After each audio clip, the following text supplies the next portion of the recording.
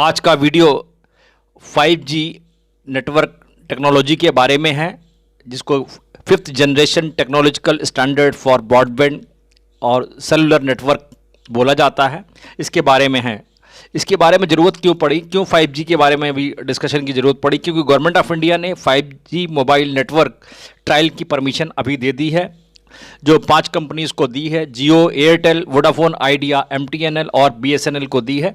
और इसमें ध्यान देने की बात है कि चाइनीज़ नेटवर्क को, चाइनीज़ प्लेयर्स को इसके दायरे से बाहर रखा गया है। तो अब 5G नेटवर्क के क्या क्या फ़ायदे होंगे और क्या नुकसान हैं इसके, इस बारे में डिस्कशन करते हैं इस वीडियो के अंदर। इससे जानने से पहले शुरुआत करते हैं कि ये जो जी का जो नेटवर्क था स्टार्ट कैसे हुआ। ये 1G जो था ये 1982 में आया था और उसमें स्पीड जो थी डेटा की 24 KB थी पर सेकंड ओनली थी।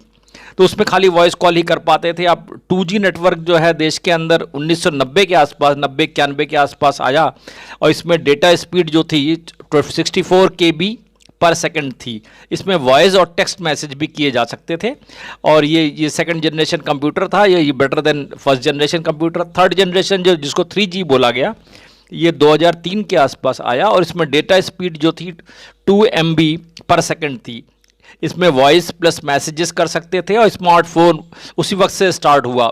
मतलब वेब बेस्ड एप्लीकेशंस जो थी और वीडियो फाइल्स एटसेट्रा को भी आप यहाँ से भेज सकते थे, कहीं सेंड कर सकते थे। उसके बाद रही वह 2009 के आसपास 4G नेटवर्क का देश में आया, जिसको फोर्थ जनरेशन कंप्यूटर बोलते हैं।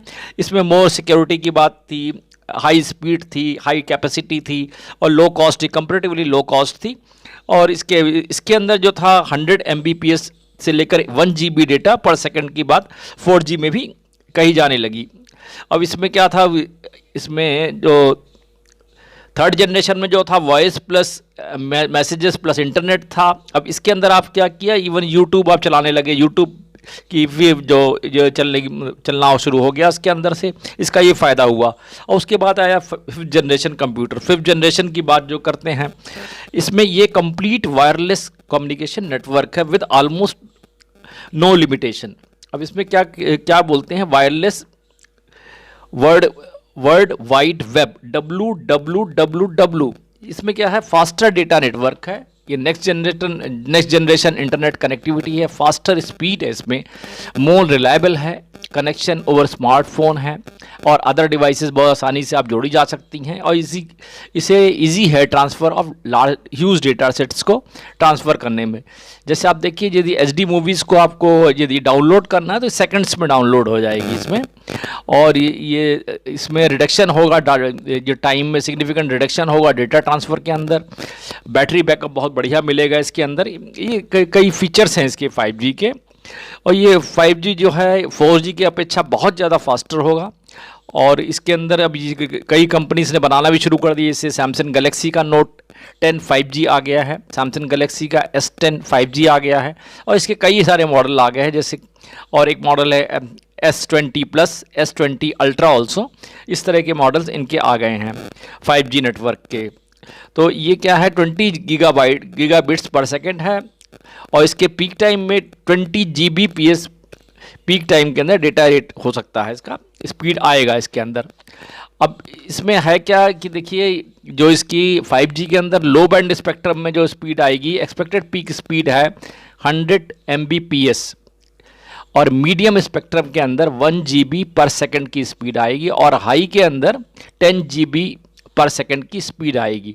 इन ब्रीफ ये कहा जा सकता है कि इसकी हाई कैपेसिटी होगी, ये अलाउ करेगा मोर डिवाइसेस कनेक्टिविटी को, काफ़ी ज़्यादा डिवाइस आप कनेक्ट कर पाएंगे।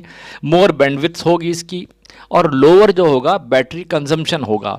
और battery connectivity irrespective of geographical area, जैसे होता है ना, किसी एरिया में आप जाएँ तो किसी नेटवर्क ऑपरेटर का नेटवर्क आसानी से नहीं मिलता और दूसरे का मिल जाता है। इस टाइप की प्रॉब्लम यदि 5G नेटवर्क है तो वहाँ पर नहीं होगी। और इसमें यह भी कहा जा रहा है कि lower cost of infrastructure development भी होगी। इंफ्रास्ट्रक्चर जो डेवलप करना पड़ता है नेटवर्क के लिए, इसमें कॉस्ट काफ़ी कम आएगी। और हाई रिलायबिलिटी है इसके अंदर, रिलायबिलिटी की भी काफ़ी ज़्यादा है। और ये इस तरह से काफ़ी फ़ायदेमंद चीज़ होगी। और ये जो फास्टर होगा LTE से, but slower than MM wave से and high frequency 5G network से, इसका ये भी है। तो कुल मिला के देखा जाए कि काफ़ी फ़ायदा होगा इससे, और ये माना जा रहा है कि ये जो 4G की अपेक्षा 10 टाइम्स 100 टाइम्स मोर जो होगा, ये काफ़ी सपोर्ट करेगा, फास्टर होगा, ट्रैफिक कैपेसिटी काफ़ी तेज़ हो जाएगी इसके अंदर, और नेटवर्क एफिशिएंसी भी बहुत ज़्यादा बढ़ जाएगी। इसका ये फ़ायदा है इसका। तो अभी सरकार ने जो है ये इनको जो नेटवर्क जो 5 कंपनीज़ को 5 ऑपरेटर्स को परमिशन दी है, ट्रायल परमिशन दी है कि इनके अंदर आप इसको एक ट्रायल मोड पर ले जाइए और ये अपना वो करके देखिए। परमिशन दी है नेटवर्क ट्रायल के लिए। इसके नेटवर्क ट्रायल इसका स्टार्ट भी हो गया है और आशा है बहुत जल्दी देश के अंदर मिलने लगेगा। अब एक समस्या वहाँ पर ये आती है कि क्या जब 4G नेटवर्क का जो आपके पास मोबाइल आज की डेट में बहुतायत लोगों के पास है, क्या वो 5G में इस्तेमाल हो पाएंगे? नहीं जी। जो 4G नेटवर्क का मोबाइल है, जो 4G वाले मोबाइल हैं 5G नेटवर्क को सपोर्ट नहीं करेंगे।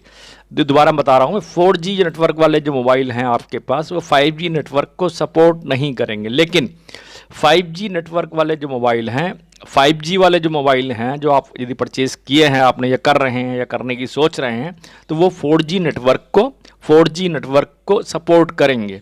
जैसे कंप्यूटर्स में भी होता था ना, विंडो 10 है आपके पास, तो विंडो 7 की फाइल को भी आप यूज़ कर सकते हैं। लेकिन विंडो 7 है और विंडो 10 आप यूज़ करना चाहें तो डिफ़िकल्टी होती है। सेम कंडीशन यहाँ पर भी होगी। 5G वाले मोबाइल वाला 5G वाला हैंडसेट होगा तो उसके साथ आप 4G नेटवर्क को भी इस्तेमाल कर सकते हैं।